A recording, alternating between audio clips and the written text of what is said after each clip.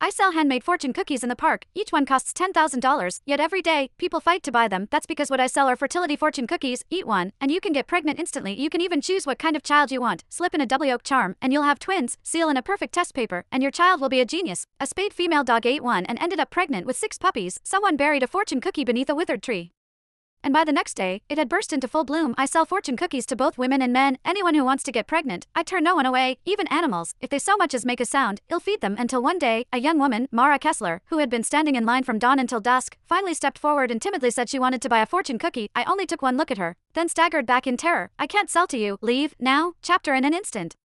Everything went silent. Mara Kessler's eyes turned red as she clutched the frayed edge of her patched sleeve, her lips trembling. I have money. I snapped at her, my voice sharp and unforgiving. I don't care how much money you have. I'm not selling to you. Leave, now. Don't block the next customer. The surrounding crowd was stunned. After all, in all my years selling fortune cookies, I had never turned anyone away. I had always been polite, no matter who it was. Rainie's usually so easygoing. Why is she being so harsh today? She's never refused a customer before. Could she have some kind of grudge against that girl? My expression hardened. There's no point explaining it to you. Just get out of here. Don't hold up my business, or I'll make you. Mara lowered her head and shuffled to the side. A few loose strands of hair fell across her forehead, making her look fragile enough to break. She seemed pitiful in a way that tugged at people's hearts. Someone in the crowd couldn't take it anymore. She just wants to buy a fortune cookie. Do you really have to be this rude, or is it because she's dressed so poorly, and you think she can't afford it, so you won't sell to her? Dex Holbrook, the burrito stall owner next to me, who had never liked me, immediately chimed in with a sneer. Oh, so when some billionaire's wife shows up, you throw in a freebie, but when a poor girl comes along, you won't even serve her. Sounds like you're just a snob to me. Come on, miss, forget her, I'll treat you to some burritos. The woman shook her head, thanking him softly, then turned back to me and pleaded in a small, humble voice, Rainie, I brought $10,000. If it's not enough, I can pay more. I was about to refuse again when a young woman further back in line suddenly spoke up. Wait, one fortune cookie costs $10,000. I must missed a zero.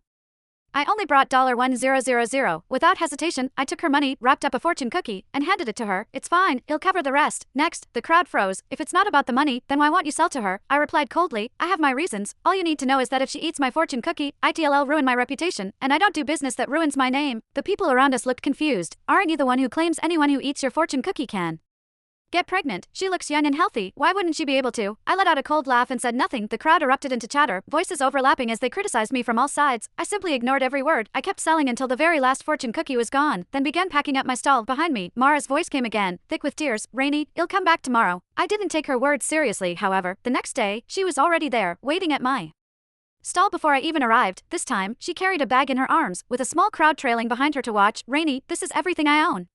There's the deed to my house, and all the money I've saved over the years. I just want a child. As long as you can make me pregnant, all of this is yours. Several people spoke up for her. Rainie, just let it go already. She's offering you her house. Just make her a fortune cookie. Mara looked at me with desperate hope as she